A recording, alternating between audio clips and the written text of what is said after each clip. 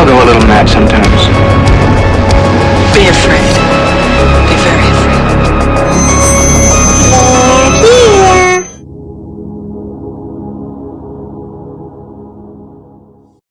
Hi, why did you make me see this movie? Because it was my fucking decision. And look where we are now. And fuck you for... And look where it got us. Listen. No. We were just gonna have some shit fun, and it wasn't even fun. And it wasn't even fun. It's just shit. And you're listening to... They're Here. Podcast. A discussion. And dissection. Of all things horror. Fear. And the macabre. And whatever this is. And the boring. Apparently. It's a red door. That's what it is. It's a red flag, is what it is. This was probably one of the more boring horror movies I've ever seen in my whole life. I don't even know what the real plot, to be fair, was. Neither do I. This to me screams, okay, we really want to finish the Lambert story. And but we don't know how to do that. We don't know how to do it. But also, the only way we're going to get Patrick Wilson back is if we let him fucking direct. Ugh. Bad decision. And then he just gave himself the whole movie. Like, allegedly, this movie was supposed to be Dalton's movie, and it was supposed to be more set in the college, which I would have been happy with. But because they let Patrick Wilson come in and do what he did, he kind of was like, oh, you mean I'm going to make this movie entirely about me? You know, because he's an actor. Obviously, he wants to center himself.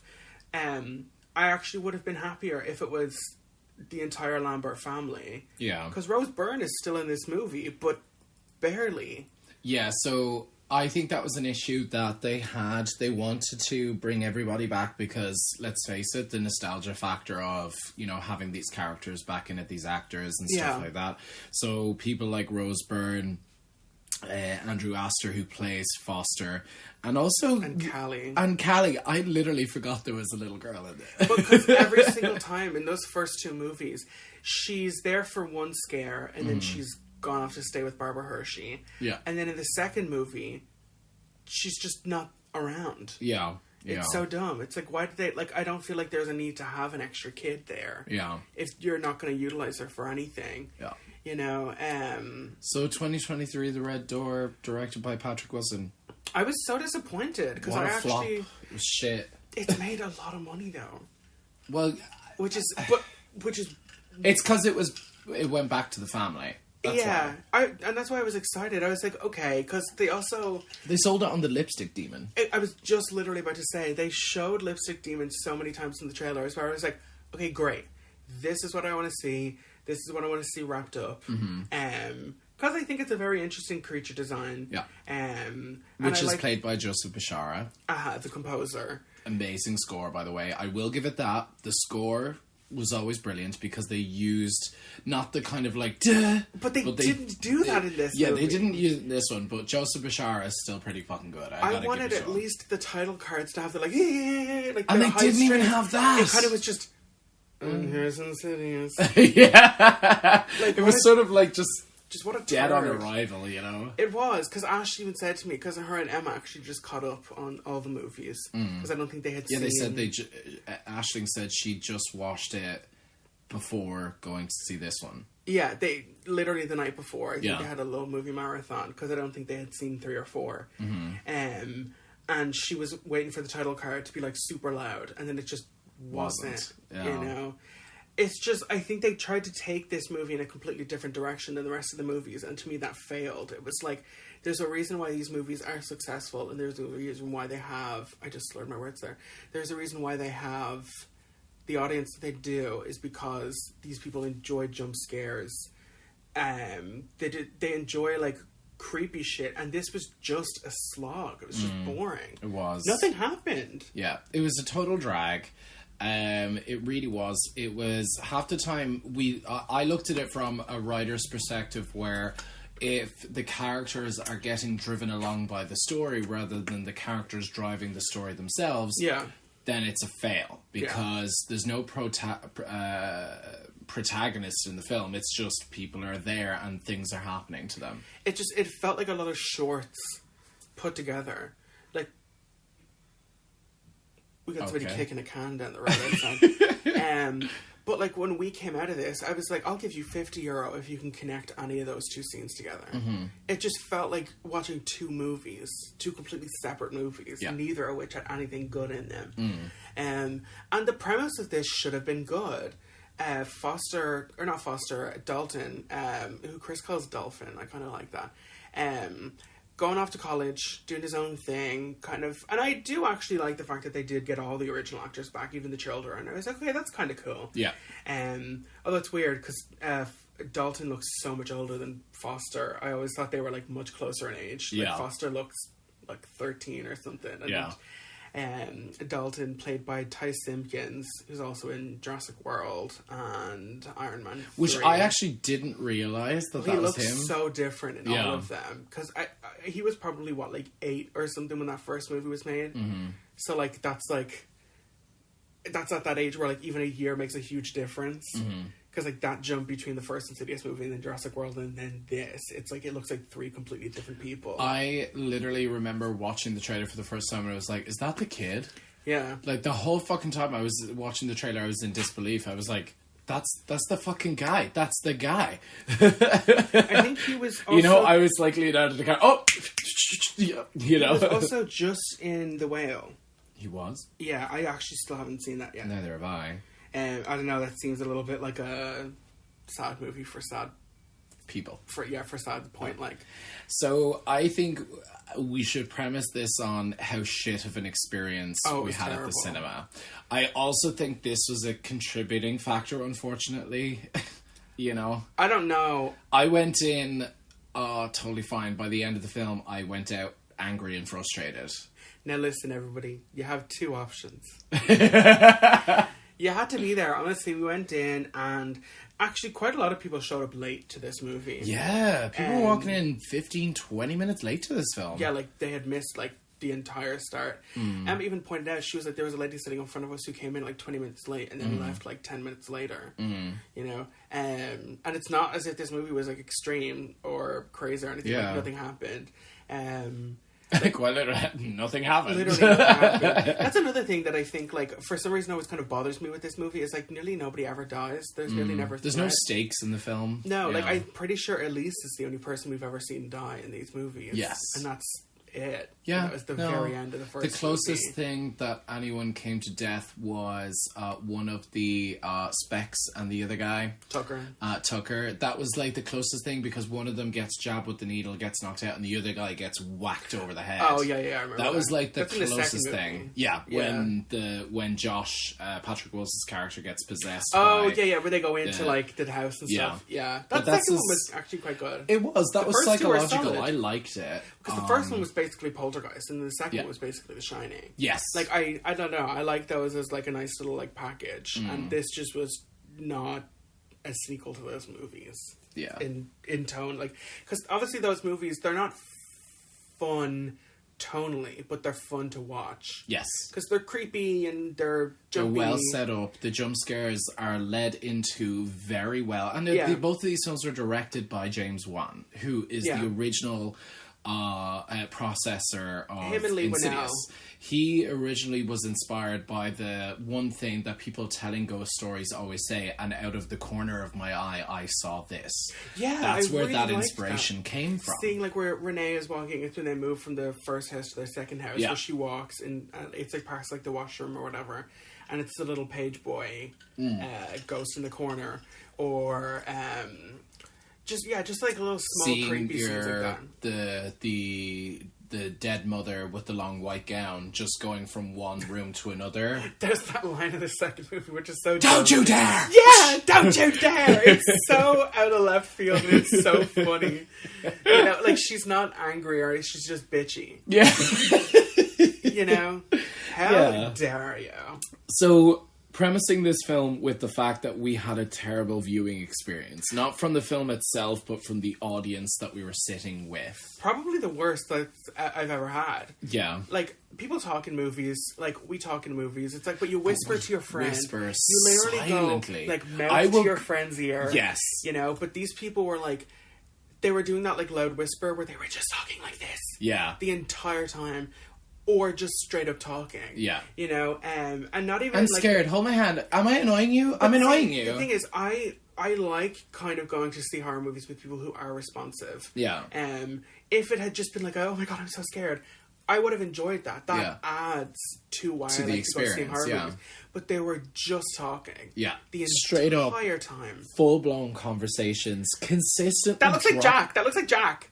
Like, just random shit. Or just, like, shouting a weird, like, response just in the background. Like, just fucking shut up. Dumb teenage shit or whatever. And I'd say there were, what, maybe... 13 or so. I'd say anywhere between, like, 13 and maybe 15. Yeah, you at know, most. Just so fucking disgustingly annoying. And dropping shit. The amount of shit cookies. they were dropping and throwing shit and just... dropping bottles and drinks and food and cookies. Consistently talking. Yeah. The whole way through the... Like, why would you even bother paying for a ticket if you're not... Like, I guarantee they come out of it being like, I have no idea, like, well, what they kept saying it as well. It's like, who's that? I don't know who that is. And it was like, maybe if you shut the fuck up for, like, 5 minutes, you might realise. Or if you came in when the movie started. Yeah. You know? Oh, yeah, they came in. They were one of those people that came in, like, 15 minutes later. Yeah. Yeah. Oh, it was super fucking annoying. I don't get people who do that. Like, if you want to do it, go stay at home. Stream it and stay at home. Or, like, I understand if it's, like, I would have been fine had I not paid for this film. But I did. Yeah. So I wanted to view it and understand the issue. It's like, when I go to the cinema... I fucking paid for it. Like, to me, I always joke where it's like, you can't really complain about people being annoying on the bus because you took public transport. But, like... This is a place where you're supposed to shut the fuck up. Exactly. The preface of the cinema is you go in, you turn your phone off. Even if you don't turn it off, it's on silent. You don't have your phone out. You don't have your phone on full brightness. Yeah. Just saying. And you don't be talking out loud. Now, the only exception for me is, like, if you're going to see, like I understand in, like, a Marvel movie opening day where people are, like, losing their minds. Yeah, everybody's doing that. Yeah. Like, you go in knowing that's going to happen. Or...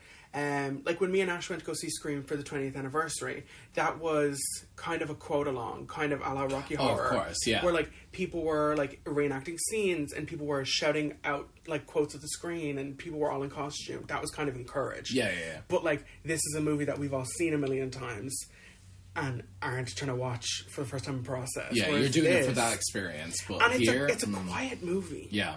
You know, if it's like for Evil Dead... People were talking to the cinema, but it's a loud movie, you know? And that's a movie, again, where it's like, oh shit, oh my god, did you just see that? Yeah. And it's like, okay, I enjoy that. That adds to it. But this, it was like, shut up. Yeah. Or, like, get out of here. There was several times along that point where not just me, not Emma, I know you guys didn't say anything, but there were other people that I could hear from rows behind telling them to shut up. Because I actually I think they were the youngest people in our screening. Oh, absolutely.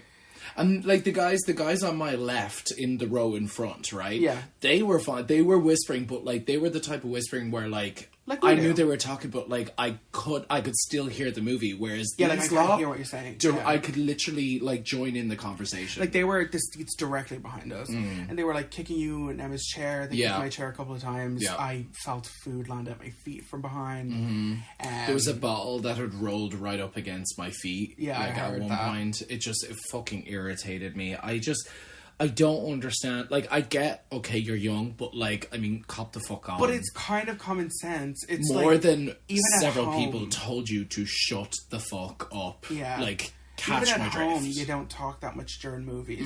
Now, to be fair, we kind of do that with movies, but we generally aren't watching movies for the first time at home. It's generally something we've seen before where we're taking the piss out of it, but also there isn't a theater full of people around us. Yeah. Like, it's just the two of us. Because it's not fair. It's not fair. It's so rude. Yeah. It's so rude. Like, and I turned around, Emma turned around, there were people behind them that told them to shut up. Roddy Piper, Bruce Willis over here had a moment. I made did. a scene. No, but, like, it just because it got to the point where I was like, the one directly behind me and the one to her left are fully just chatting to each other. They're just talking out loud. And I'm just like, I turned around and I said, like, I said something like, I don't understand how you can't keep your mouth shut. Yeah. And then I was just like, you have two options. You either shut the fuck up or I go out and find someone to make you shut the fuck up.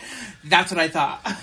Yeah, I said that. I turned around. They all went quiet. I was like, That's what I thought. But then they just immediately started talking again. Yeah. And it was like, oh, whatever. Like, whatever. And then Emma was, like, consistently telling them to shush. I could hear her, Emma got one good, like, shut the fuck up. Like, that was times. me. Oh, that was you? Yeah. Because, like, that's the thing. It's, like, I get really embarrassed in situations like that. Like, if I was to stand up and say something, I'd be, like, I'd go, like, bright red straight away. Yeah. You know? But also, I don't want to miss the movie, so I didn't want to get up and go outside and get intended or something. Yeah. Which is not something I would usually do unless it was really distracting, which this was. Like, I couldn't concentrate on the film. I'd, like, and miss... there was somebody down in front who had their phone the out. Phone out, so they were on the recline the very... things. Very front. I don't get psychos who choose to sit in the front row at a movie. Yeah, but like to be fair, no, you are like kind of like looking up at that, so I sort of can see half the decision. But like, I couldn't deal with it. And then the other problem was the exit signs. Oh my god, Liffey Valley! What are you fucking doing? Ash was like, that happens all the time, and I'm like, no, it doesn't. No, it doesn't. It does. Like, there is an exit sign that is glowing green. It was a white fluorescent light that shone directly across the screen. Yeah. Like, literally from one side of the screen to the other. It was like somebody had a flashlight on. Yeah. It was so distracting. Especially for a movie that's this dark, where I can It made the blacks look blue. Did you notice that? It did. It washed out the entire bottom of the screen. It looked awful. I noticed the Savoy also has that problem sometimes. When I went to go see Halloween 2018, the exit light was here, but then there's one at the back. So it shone directly onto the screen. And it was like... this is a projection house. Yeah. You know what the fuck is going on. Like, this is not a screen. You know, it's like trying to watch a movie with the blinds open. Yeah, exactly. Yeah, it's just, I can't see the movie. You know, I've never had that issue in Liffey Valley before. You know, it's like the tiny little green glow in the corner is nothing. You don't even notice it. Yeah. You forget it's there. Yeah.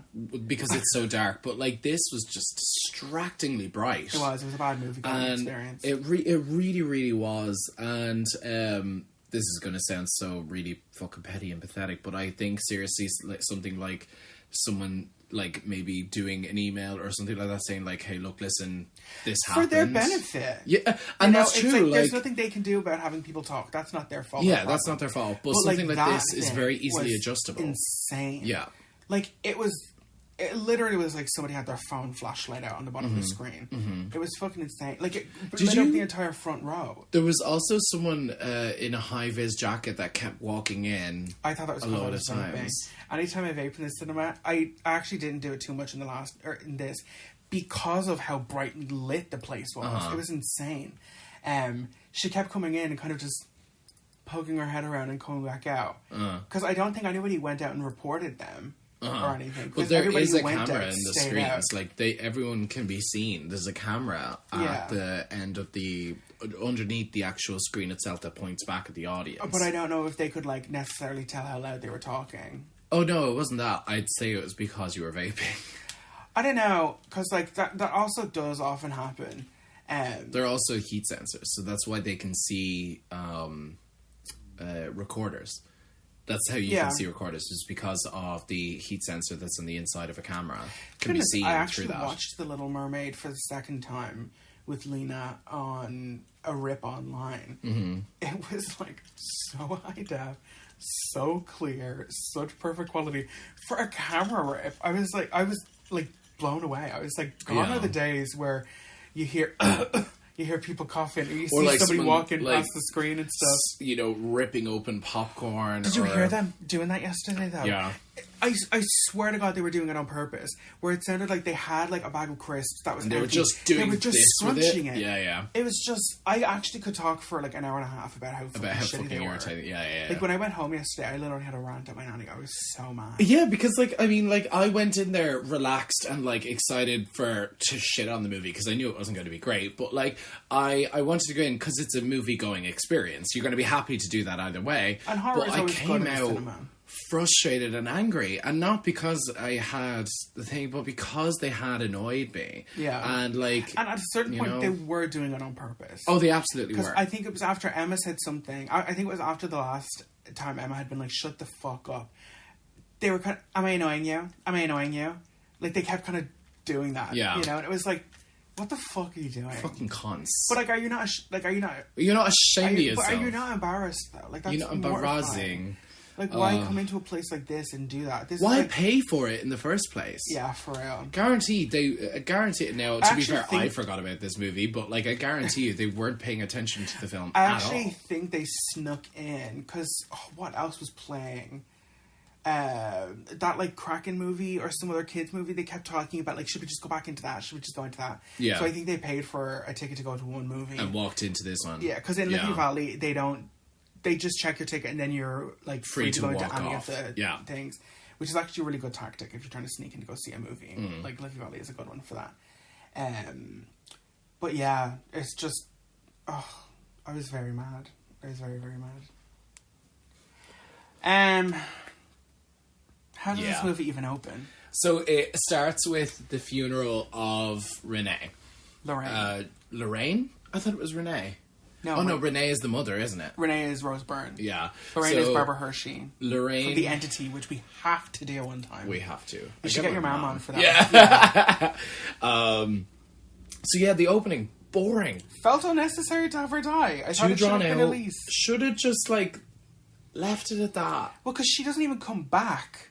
She doesn't, like, appear as a spectre or anything. It's kind of like... What's the best? She was like, no, fuck, this is a shit script. Yeah, definitely. The fifth Insidious, Patrick is directing as if... Honestly, and I really like Barbara Hershey. She was like one of my favorite parts of the first movie. It was too drawn out. It was too long. Like, it would... So, the whole texting thing on the screen, I hate seeing that. I actually like it as a device. I actually think it's very modern. I think it would have been more thematic had he picked up the phone and we would have heard his voice read out those texts. I think thematically that would have been more interesting. And that's very Wuthering Heights reading a letter or something. Yeah. But like that's just me. But why does the guy? That was another thing. My question was to you. I think coming out of the screen was, why did he attend the funeral with the immediate family if he's blocked your man's memories? Oh, I know his name. Like Jonathan or something. But it was just, I was like, that's a stupid idea because he's going to ask you who you are. Well, and he's going to have flashbacks. Because he was friends with Elise. It was a stupid reason. Like they've been Carl. Well, because they've been friends for... There's also somebody credited as... Her name is Mary Lorem and she's credited as Mourner. That's so funny. She's the woman who comes up and is like, your mother was very nice. She walks away. A very unpopulated funeral. Like, well, why the fuck was Dalton reading from the Bible?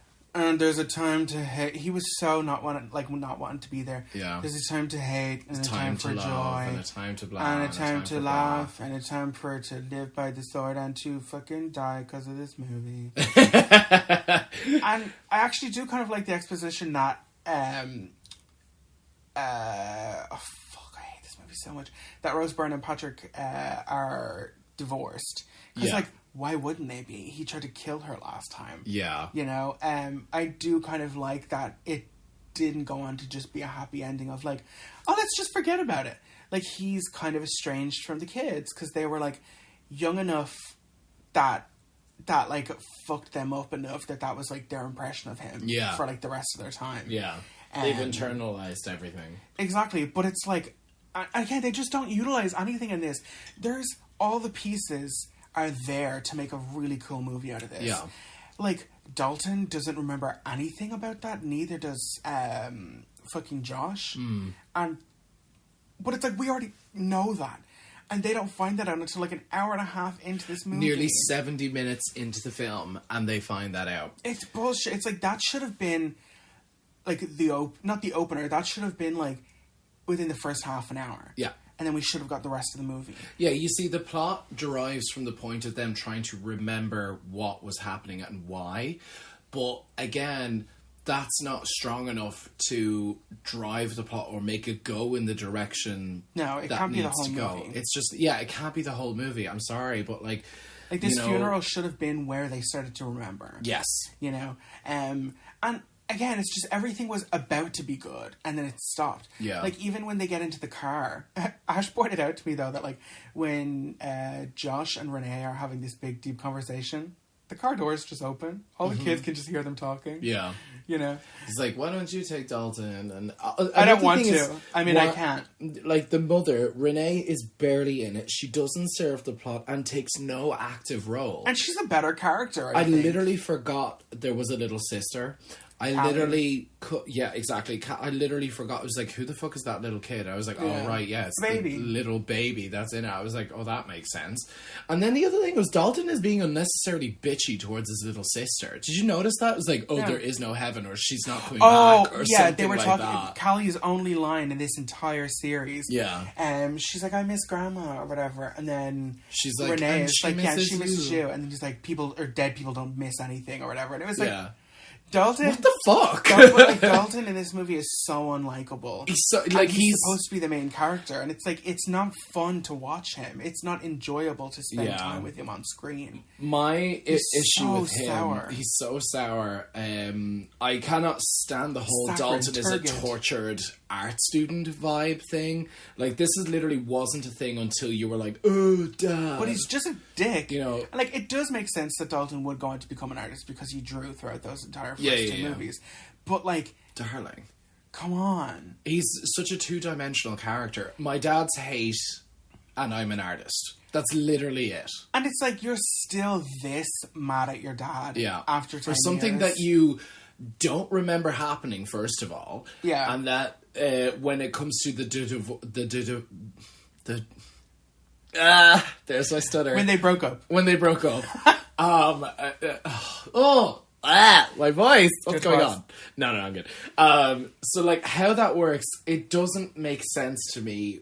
Like, this whole hatred, it doesn't make sense to me at all. It feels very forced. It feels very like two jigsaw pieces trying to fit together and not working. And it pulls me out of it. So that text message that Renee sends to Dalton and goes, how's it going? He goes, shit. It's terrible. It's terrible. Like, it's fine. And I'm just like, is it bad or is it not bad? Like... you know, and then that whole argument that they have, like, you're a bad dad because you're forcing your dad or something.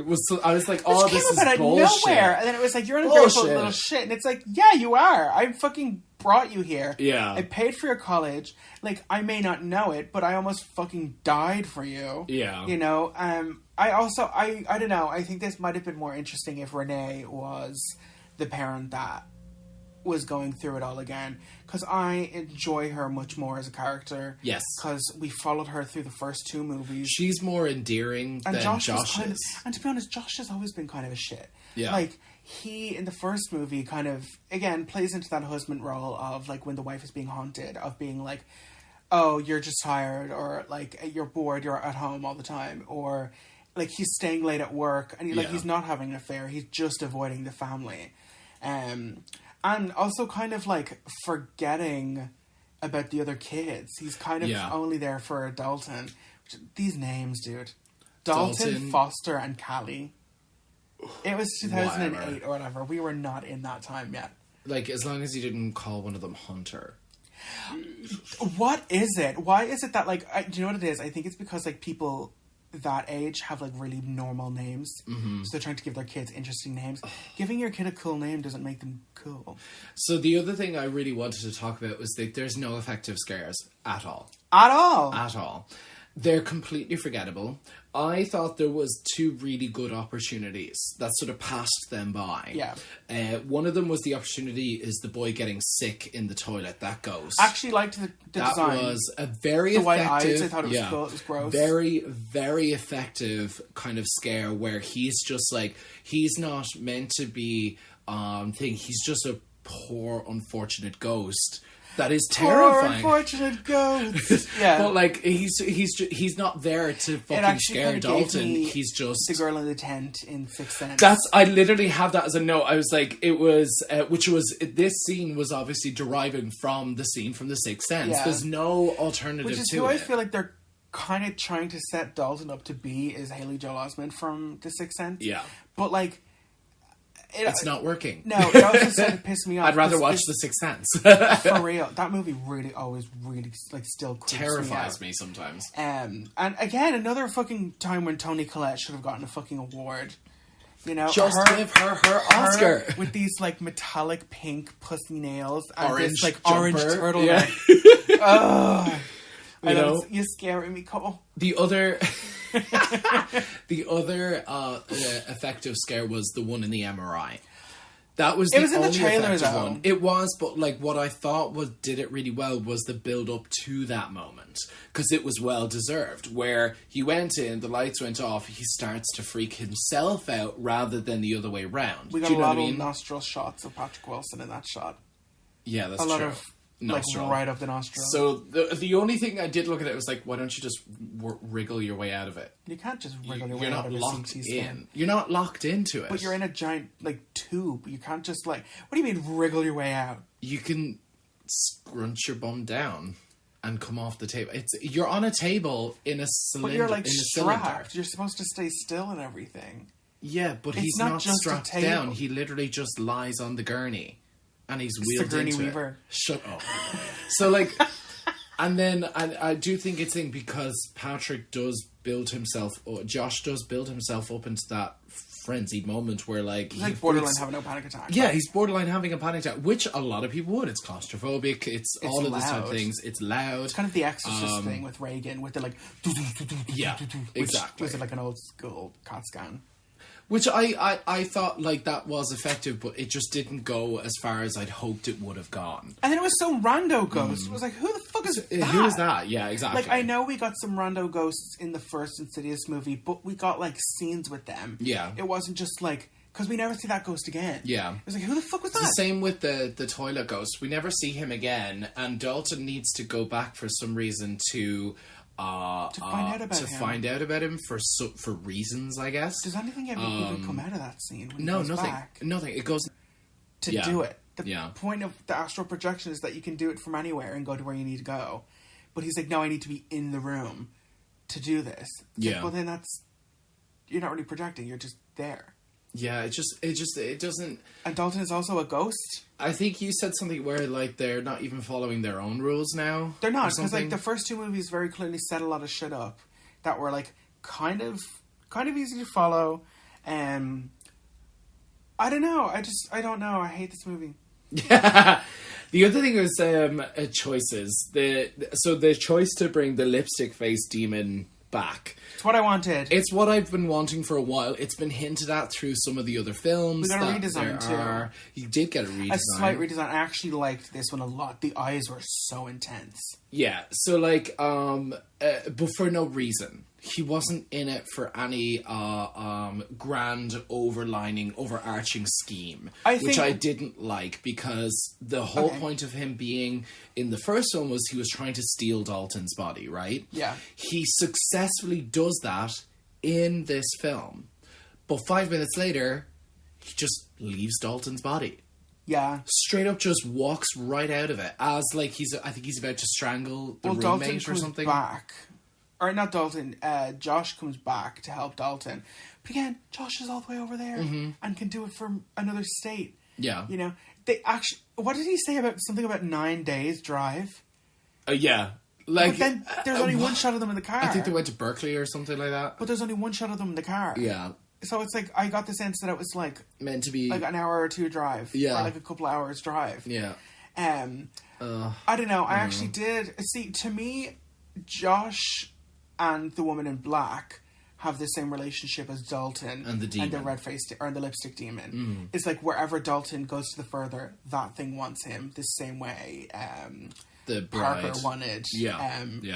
We got one shot of her in this movie as well. I'm like, that's actually a re-edit of a previous scene from one of the other films, which I did like. I liked Patrick Wilson did actually go back and get a lot of unused footage from the older movies and inserted it in here, which I did like, instead of just getting now, one thing that always pisses me off in movies is this is kind of a love-hate moment. The opening credits I thought were cool, because we get to see Dalton going from like crayon drawings and kind of evolving in art style. Yeah. And then I also like that they did show us the real process of art being made. It wasn't just a lot of this and then art was there. It was like he took a couple of days. He would like add pieces here and there. Yeah. Like that painting wasn't immediately Patrick Wilson. It became Patrick Wilson over time. But then like there was a couple of times where I was like, You weren't there for that. How did you get that shot? Yeah. How did you see that? Or, like, even in the new screen, They're just there's a straight up picture of screen Billy grabs. Loomis where I'm like, that's a photo of the bedroom when Sydney and him have sex. How did you get that photo? Like, that's just a screenshot from the first movie. Well, speaking of screenshots, the one thing that I wanted to definitely say that I did like and I thought was really kind of effectively creepy was the scene, obviously, where the lipstick demon has a hold of Dalton and he's standing in the corner. Yeah. And he turns and all you can see is the red of the eye. Yeah. Just now, it's not like the whole fucking sclera red contact, but it's like a glint of red in the eye that's just directly looking at her. I love it. And I thought that was fucking, but that was very, very effective. And I thought was like, that's really good. Because that thing is it's creepy. Subtle. Yeah. I think it's like he had bigger bags under the eyes and he looked a little bit more gaunt or something. But also, they made it look more like straight demonic or something. Like there's, at the end where Dalton is painting over the red door, it's like not trying to escape. It kind of gave me the fact that it's like, okay, I'll wait. Because like the eyes got really, really intense for a second. Yeah. And like kind of glowed. Yeah. I think we actually got a scene like that in the first movie where it kind of like focuses in on the eyes and everything goes black and we just get the iris color, that like really intense yellow. Yeah. And I think we're all kind of past the point of pretending that this thing doesn't look exactly like Darth Maul. The only thing I really do think is really effective was the Darth fact Maul that of America. Yeah, exactly. They anytime the fingers moved, it sounded like cracking wood. And we got that in the first movie, he had hooves and a tail that you rarely ever saw. Because it was like, is it the devil or is it like demonic or... Yeah. I enjoyed it. I enjoyed the design. I love the hook nose of it all. I think it's really good. But I like the fact that they distinguished. It's like, this is a demon. This thing was never human. Yeah. And these are it doesn't understand human. What human beings are. The lack of empathy is just not present. It was never there in the first place. Yeah, it was never human. Yeah. Or am I thinking of The Conjuring? I got like, these universes are so... I was together. obsessed with that drawing that what's his name in does the where corner. it's just sitting up in the corner. Do you know how many fucking times I tried to recreate that? I loved it. Because you always feel like you have to do it in one thing without lifting like the charcoal or whatever. Yeah. And then we get to see that get recreated in this movie, which I thought was cool. That's a great scene where she's Elise just goes in and she just sprints over to the light and it just like. But she's like the camera just swoops up into the corner because it's her and she's like. We're getting like small descriptions, and then Renee sees the image. It's like that's eyes like flames cool. And fingers like spider nails or something like that. I feel like this whole movie or this whole episode is going to be us talking the about first the movie was friends. so good because it was. I feel like that the first movie really kind of kicked off the paranormal thing again, like outside of like found footage shit, like outside of like Paranormal Activity. I feel like that kind of gave us The Conjuring and like The Nun and all that kind of shit, you know? I mean, it gave us faith again in ghost stories. Yeah, because classic. It was just a classic ghost story that had really effective jump scares. It's always been creepy, you know? The other thing about it, like speaking of ghosts, is where were all the other ghosts? Because in the first film, as soon as you leave your body and you astral project, you draw hundreds of thousands of ghosts to you. There's that imagery of like it being all dark and then it being like borderline Battle of Winterfell. Yeah. Like all of these things coming out of the dark. Like I always enjoyed the family set of ghosts from the first movie. The dollhouse kind of looking ones. Yeah. That or like where they the two girls standing where Tucker is doing the camera and they go straight into smiling. Yeah. I thought that was really effective. Yeah. And like those first, like, I feel like the second movie is kind of, it's slept on, but like it's not as iconic. I feel like the first movie became very iconic very quickly. Yeah. But like in like that kind of ending scene for the first film was like there were hundreds of ghosts in that coming house. out of nowhere, coming out of nowhere, out of the drawers. Yeah. Really cool. But in this film, one just crawls out of the bed, the other out of the wardrobe, and that's it. But they're like ghosts in the classic sense of like they're ghosts because of where they died. Like the one that came for Josh in the CT scan was wearing a hospital gown. Yeah. And the one that Dalton saw died there, and they really, really ham-fistedly try and inject Josh's dad into this movie. Oh my god, that's another thing that I didn't understand. I was looking at that going, it's like, was that relevant to the plot at all? It should have been his mom. Yeah, his mom would have more relevance in that scene than his dad. Like, the whole plot line with the dad was so shoehorned in. I was like, there wasn't even a plot line. He was just interested about his dad for some reason, and that was it. And his dad haunts him, kind of. Like, there was one thing that I thought was pretty cool, but I hadn't known that the movie was going to be awful yet, because I hadn't really started. When they were texting, just after the funeral, we get a ghost come from way back in the background. Yeah. Very slowly come up, and we don't even really get to see what shape it is. It's just something coming towards the car, and I was like, okay, that's good. This is the kind of thing I like. Yeah. But they didn't do enough with it. And then Josh is living in the past. Because when he does this memory game, he also, masking tape is not that strong. You cannot. Oh yeah, there's no fucking way. You can't stick that to glass and then take that off and stick it again. I know how masking tape works. Okay, I use my watercolor. I know my shit. That's his version of a memory game, and then he uses the. Does he not have a phone? Oh, or a deck of cards or something. Cards, yeah. And then he uses the fucking what are they called? Like the microfiche or whatever, the fucking newspaper thing you can use at a library. Yeah. He goes downstairs into the bottom of the archives and is using this. You've seen them a million times. Actually, that's going to piss me off. Where you can flip through newspaper clippings and stuff with very acute accuracy. It is. It's a microfiche where it's or a microform, either. That. Is microfiche still used? Microfiche and the answer is yes. Despite all the advances in technology, such as cloud-based memory storage, the microfiche machine still remains useful for many institutions. I don't think it does. I haven't seen one of those used since fucking Suspiria. You know, I mean, actually, they did have one in Leaks Library for a while. Yeah, I remember that. That was great. Pretty cool. I was obsessed with it. But because you could look at the hairs on your hands as well. They were real close.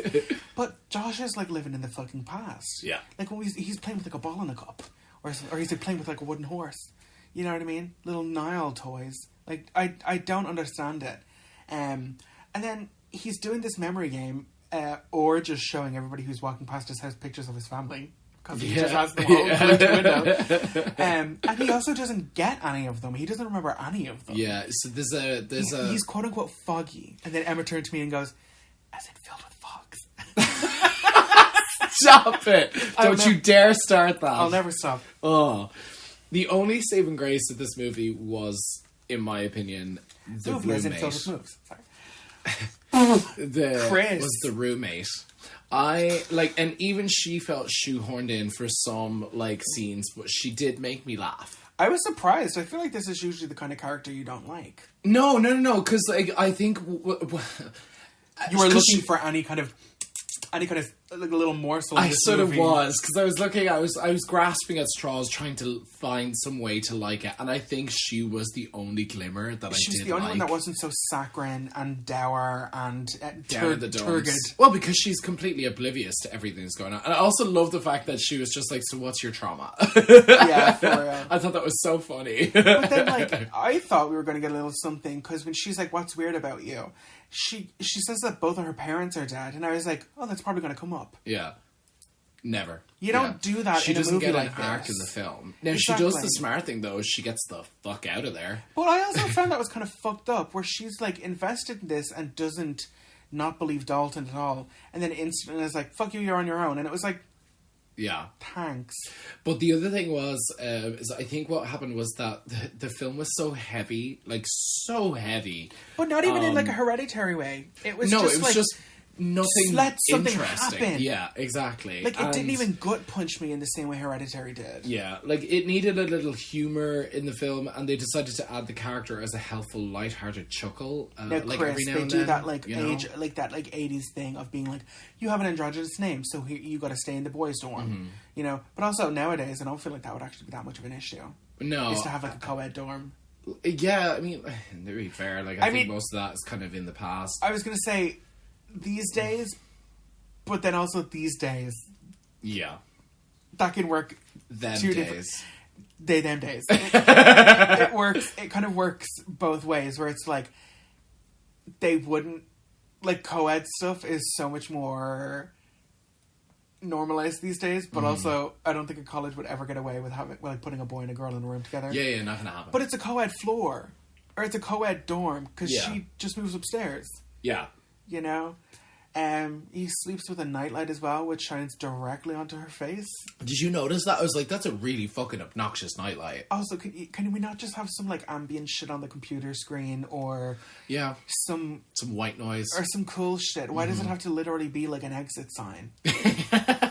You let the exit sign, buddy. Let it go, buddy. I won't. It was disgusting. It actually.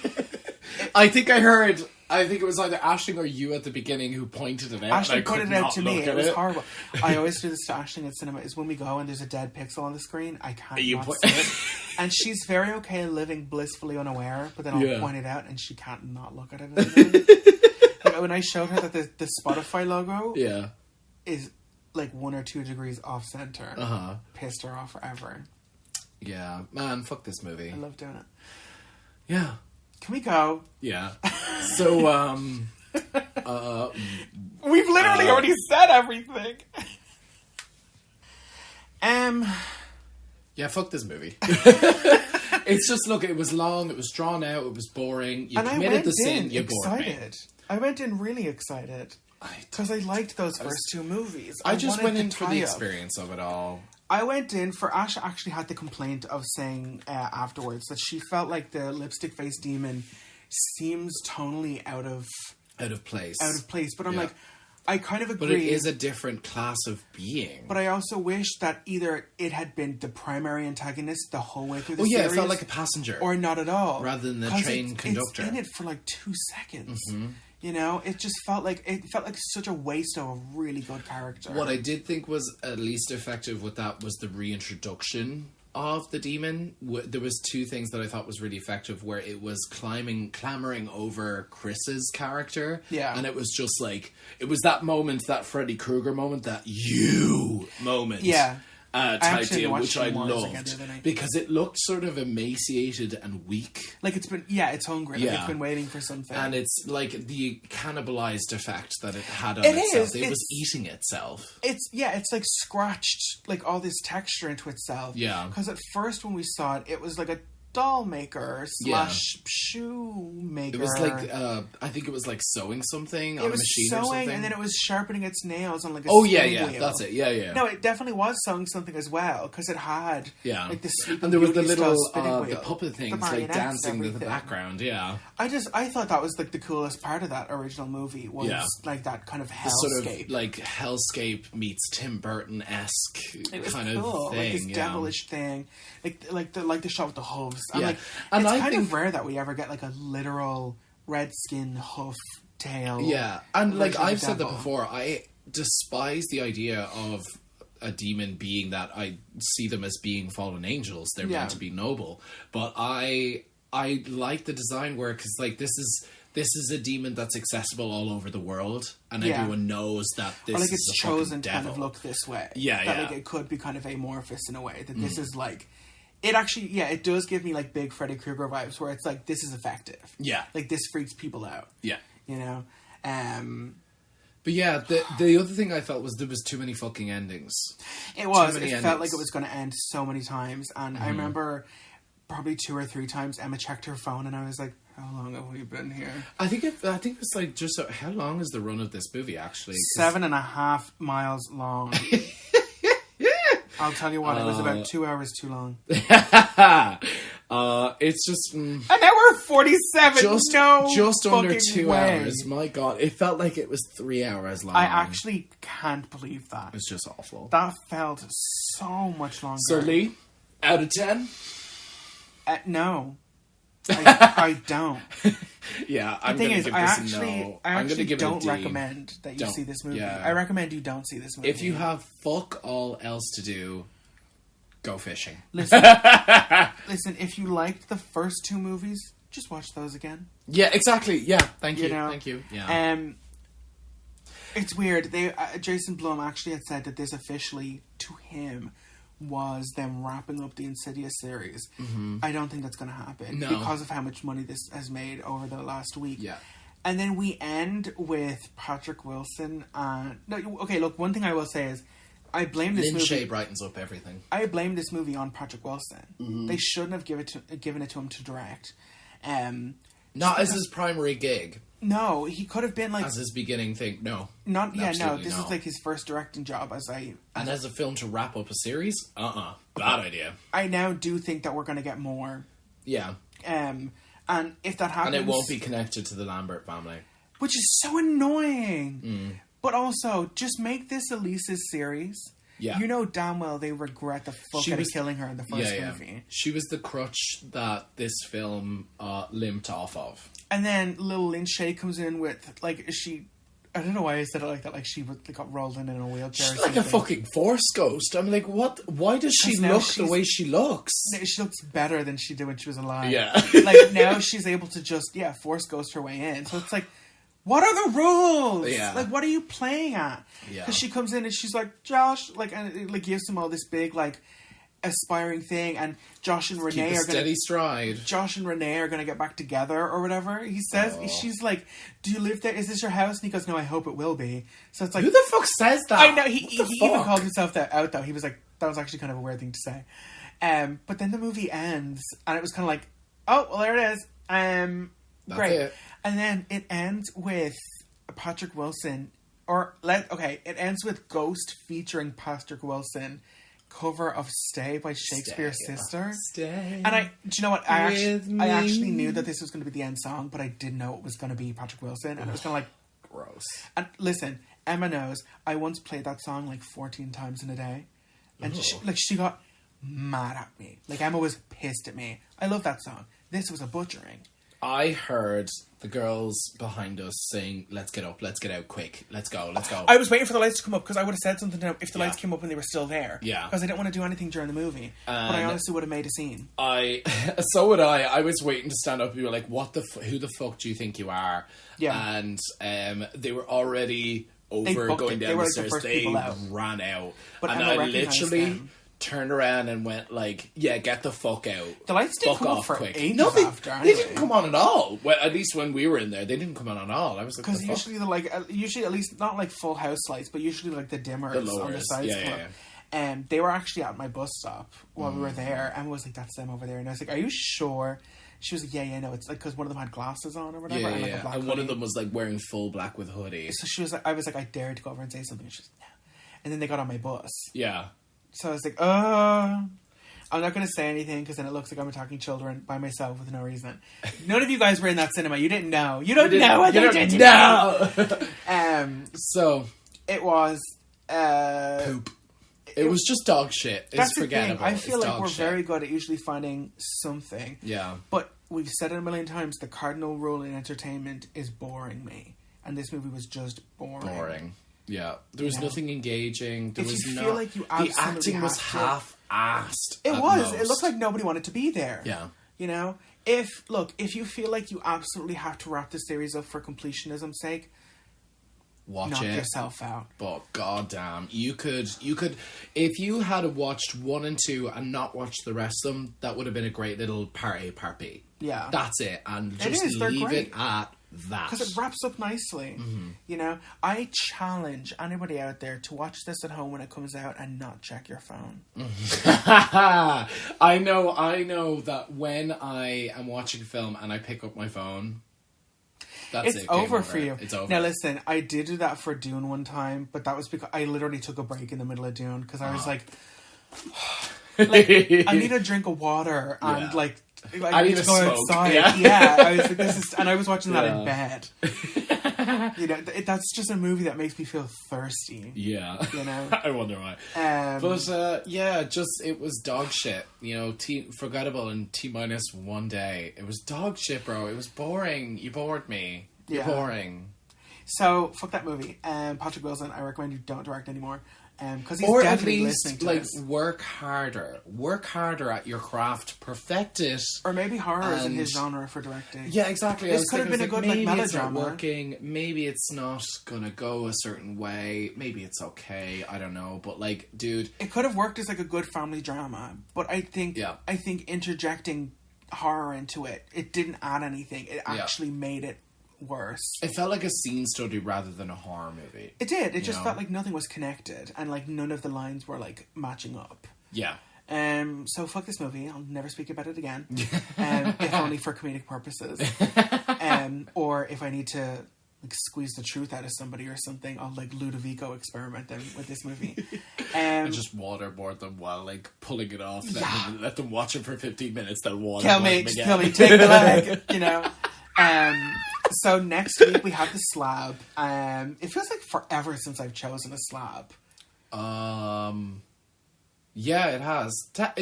Is it? Yeah. It like nearly never falls on me. The last time was really just kind of... What the fuck did we do last time for the slab? We did Dragula.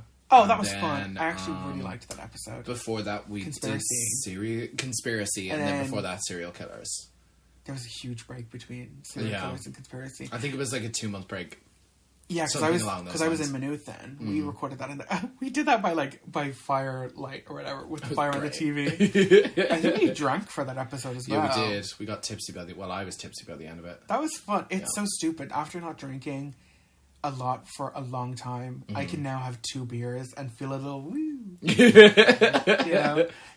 So next week for the slab, we're gonna do something fun. We're gonna do some kind of a game.